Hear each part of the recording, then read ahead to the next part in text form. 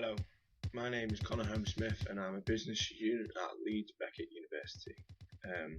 This is a video telling you about my interpretations of the marketing myths. So first of all, what is marketing? Well, in simplistic terms, it is a process of anticipating, identifying and satisfying customer requirements. To elaborate on this point, it is a set of instructions for creating and communicating and exchanging offerings which have value for customers, clients and society at large. Marketing is also sometimes seen as a philosophy for all employees in a business to follow. It is said that it is not efficient for a company to leave all its marketing decisions up to just the marketing department.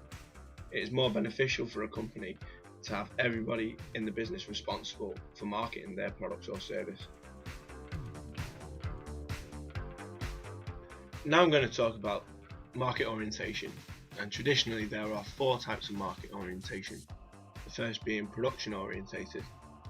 This style of orientation obtains the philosophy of stack 'em high and sell 'em cheap, which sounds pretty self-explanatory and relates closely to manufacturing based companies who put most of their efforts into reducing costs as well as strengthening their distribution channels. The company believes also that if they make their products cheap enough, then they can be sold and be made available in many places.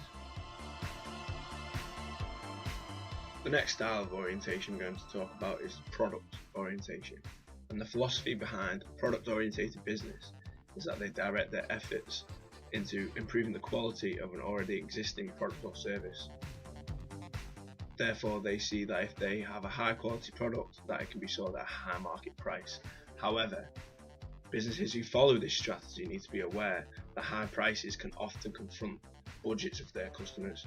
Therefore, customers will often go elsewhere to find the next best alternative or substitute good in order to save money.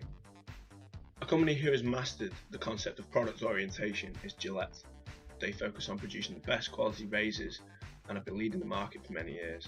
They distinguish themselves from competitors with high quality sharp razor blades that have an ease of use and are sold at a reasonable price.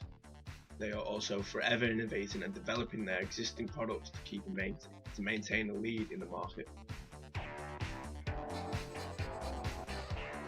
The philosophy surrounding a sales orientated business is differentiated from the previous two as they focus their efforts into selling what they have.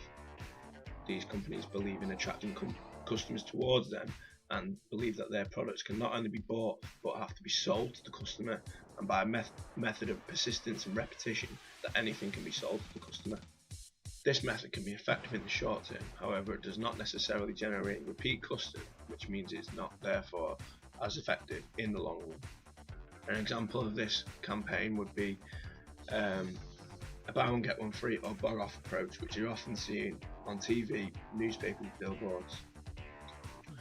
A good advert which is seen by the correct target audience is of course a great way to increase sales. However, does advertising always affect sales? I will be covering this myth of marketing later on in the vlog. Many companies strive to be marketing orientated, as it is usually the top performing companies who adopt this approach. Here, customer satisfaction is seen as the key to success, and the philosophy behind this is that we do not sell what we can produce, but we produce what we can sell. And a marketing orientated approach can sustain profit in the long run. McDonald's is the world's most infamous fast food chain, who have built up a massive reputation selling many products at a reasonably cheap price. Subsequently, a production style of orientation springs to mind, with the Big Mac being a product of prime example. By perfecting this concept and monitoring their markets, McDonald's pioneered their way to the top and are now considered a marketing orientated business. This was done by them correctly altering the marketing mix of their products, as well as adding the key elements of trust, design and convenience.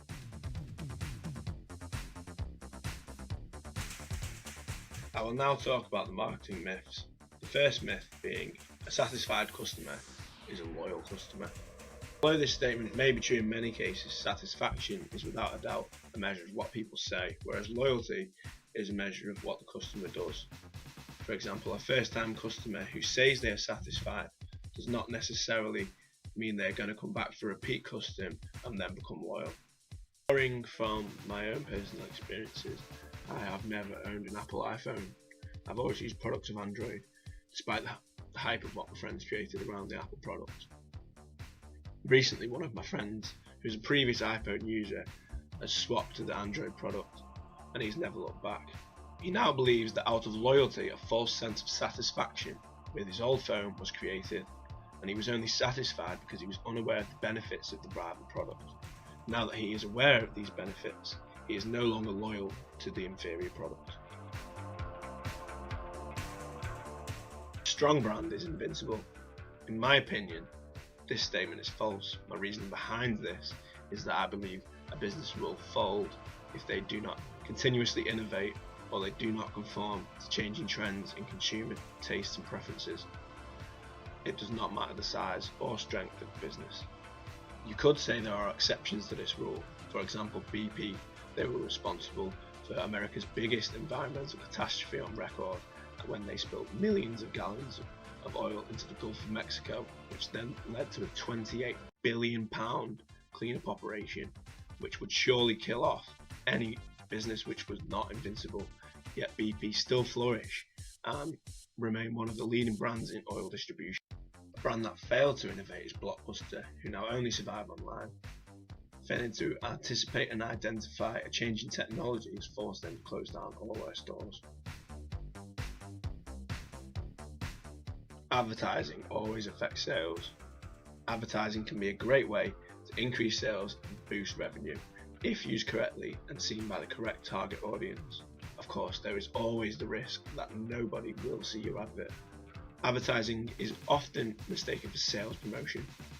Although both of these marketing strategies can increase revenue, sales promotion is directly linked with short-term increasing of immediate sales, whereas advertising is more to do with increasing brand recognition through transferal of information, as well as improving long-term loyalty. The customer is king or queen. The concept of customer always being right has been around for many generations and is still referred to today. In my opinion, this stems from the concept of bartering or haggling. In the past, this concept, bartering, was more widely acceptable and used as more people went to local markets for their goods. In this environment, sellers prefer to sell the remains of their stock at a lower price to the customers rather than have stock left at the end of the day. This concept is related closely to a marketing orientated business, as they put the customer at the heart of all business decision making. There is a belief that excessive marketing creates unnecessary products and is a waste on natural resources and pollutes the world. Marketing is also said to encourage customers to buy products which they cannot afford, which brings forward the argument that is marketing always an ethical business activity. To conclude, there is much truth to the marketing myths. Although they cannot be measured quantifiably, they should always be kept in mind when making business decisions. Businesses also differentiate their orientations depending on the nature of the business. This does not mean that one is better than another, but the business should adopt a style which best suits them at that particular time. So that was my interpretations of the marketing myths. Thank you for listening.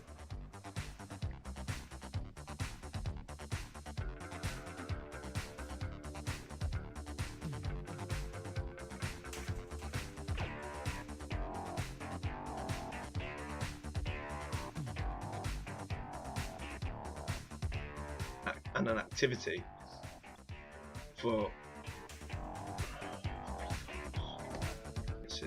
I've never been